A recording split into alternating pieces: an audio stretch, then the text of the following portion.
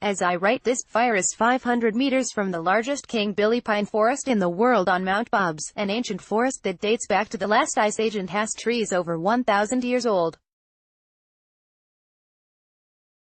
Fire has broached the boundaries of Mount Field National Park with its glorious alpine vegetation, unlike anything on the planet. Fire laps at the edges of Federation Peak, Australia's grandest mountain, and around the base of Mount Anne with its exquisite rainforest and alpine gardens. Fire laps at the border of the walls of Jerusalem National Park with its labyrinthine landscapes of tarns and iconic stands of ancient pencil pine and its beautiful alpine landscape ecosystems described by their most eminent scholar, the ecologist Professor Jamie Kirkpatrick, as like the vision of a Japanese garden made more complex, and developed in paradise, in amongst this Gothic scenery. You have plants that look like rocks, green rocks, and these plants have different colors and complicated mosaics, red-green, blue-green, yellow-green, all together.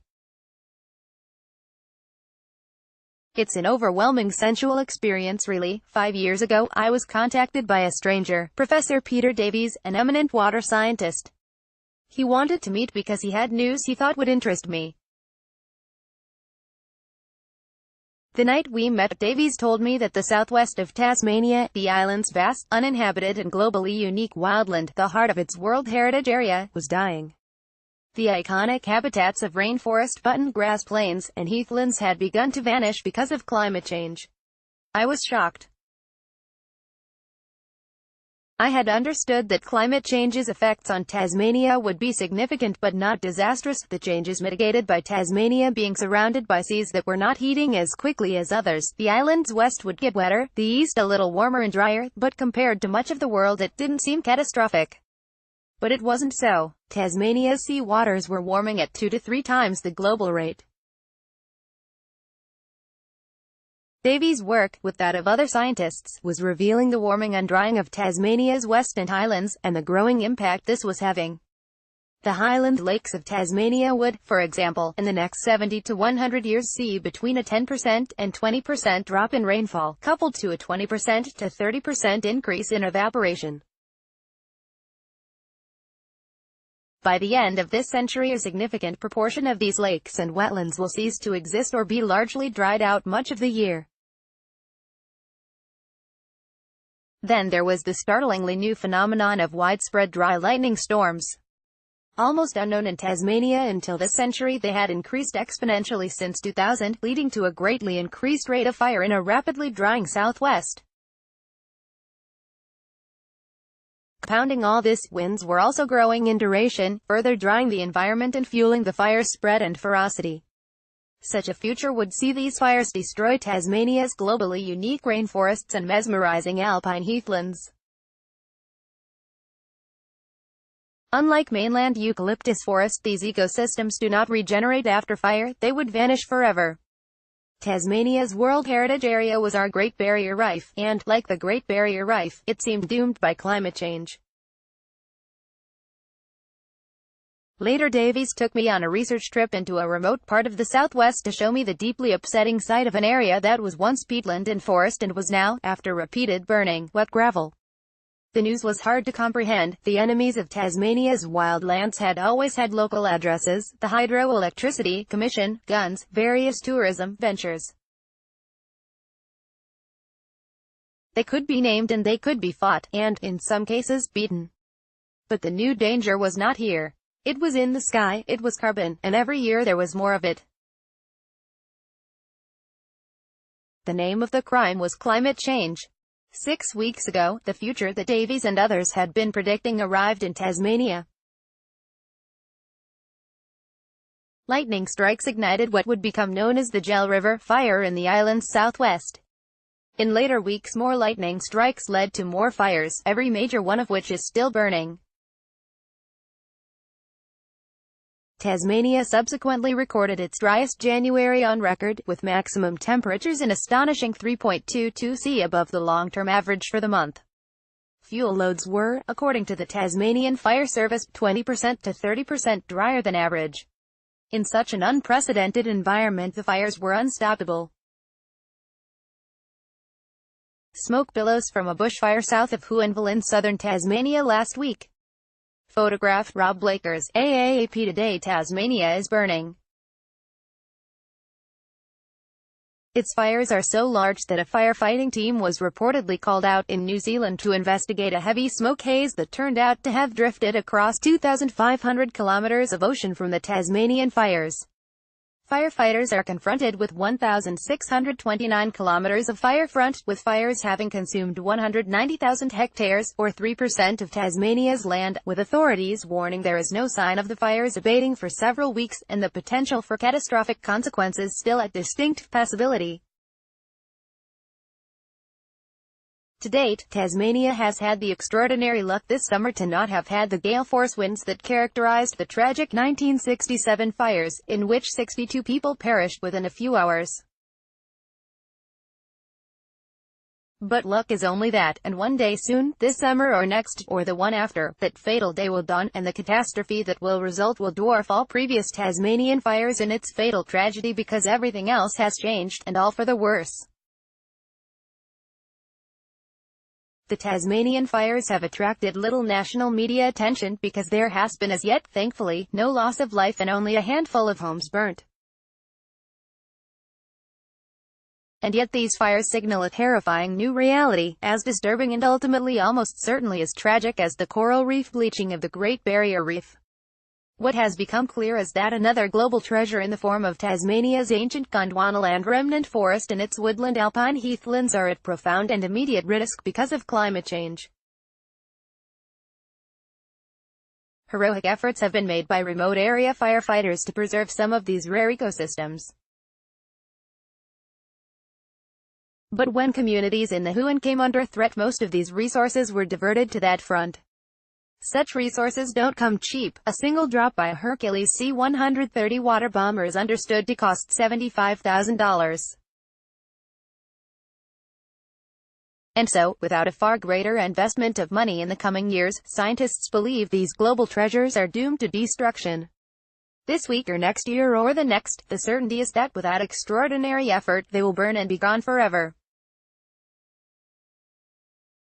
At the same time, Tasmanians find themselves living in a frightening new world where summer is no longer a time of joy, but a period of smog-drenched dread that goes on week after week, and it seems inevitable, month after month.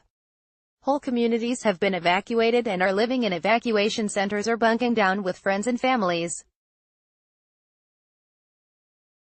Those that remain live in a fog of sleeplessness and fear, never knowing when the next ember attack will occur or a nearby fire will break containment lines, a gut-clutching terror of wind, smoke and heat. Volunteer firefighters find themselves no longer fighting fires for a week but for a season. Government is confronted with the extraordinary cost of fighting fires of this size and scale for months. This would seem to be the new normal. According to Professor David Bowman, professor of pyrogeography at the University of Tasmania, henceforth Tasmanians must think about fire as part of daily life. 2 years ago, the then Treasurer Scott Morrison picked up a large lump of coal. Perhaps he thought it was a great joke for Australia at the expense of a few weird outliers like the Greens and the global scientific community.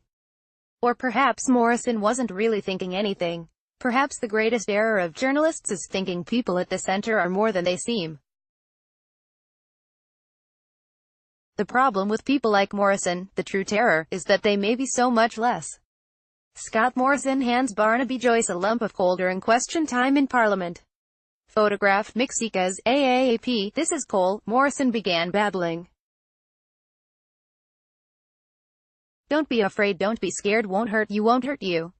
Almost stuttering in his excitement, missing pronouns, he was gibbering without punctuation. If the style was grammatically Joycean, the effect, like his previous masterpiece, "Where the bloody hell are you?" was memorable.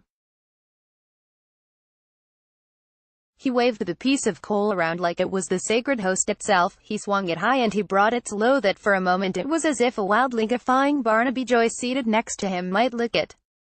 How they laughed. The ranks of the Liberal Party assembled around and behind, how they all laughed and laughed that day. Those faces contorted in weird mirth are the grotesque masks of a great and historic crime, deriding not just their political opponents but mocking the future with that pure contempt of power, daring us to remember beyond the next news cycle, to care beyond the next confected outrage, to see past the next lie. It is the image of our age, power laughing at us.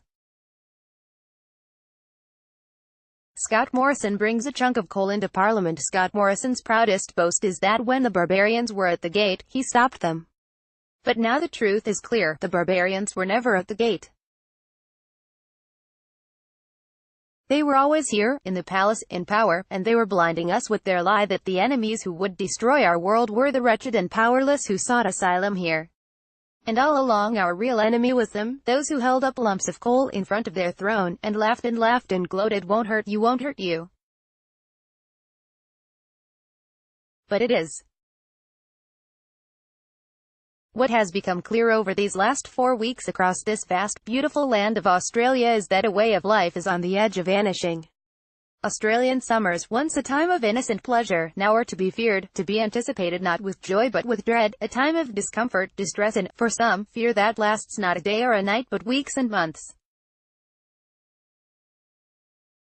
Power grids collapse, dying rivers vomit huge fish kills, while in the north, in Townsville, there are unprecedented floods, and in the south heat so extreme it pushes at the very edge of livability has become everyday.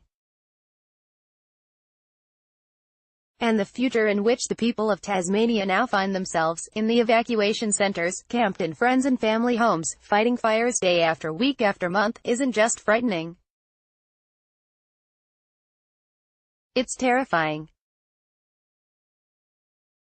Well, Morrison, now the Prime Minister, rushes around the country trying to scare the people about franking credits. He seems blithely unaware that the people are already scared about climate change.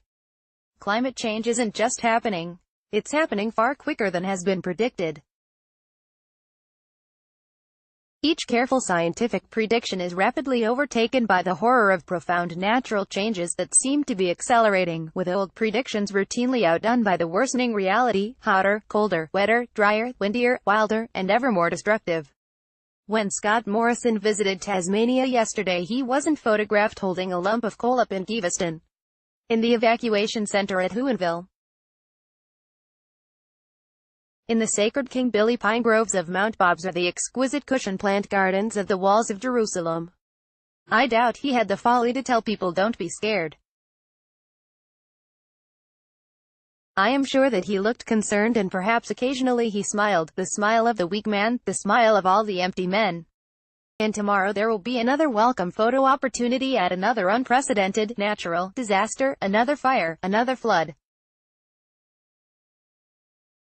And when he retires back into his prime ministerial limo, I wonder if he laughs. He should laugh at us all, Scott Morrison, you and the others who sit with you, grinning fools at the entrance to hell. Laugh and laugh as the ash falls soft as silent despair. Support our independent journalism with a monthly or one-off contribution.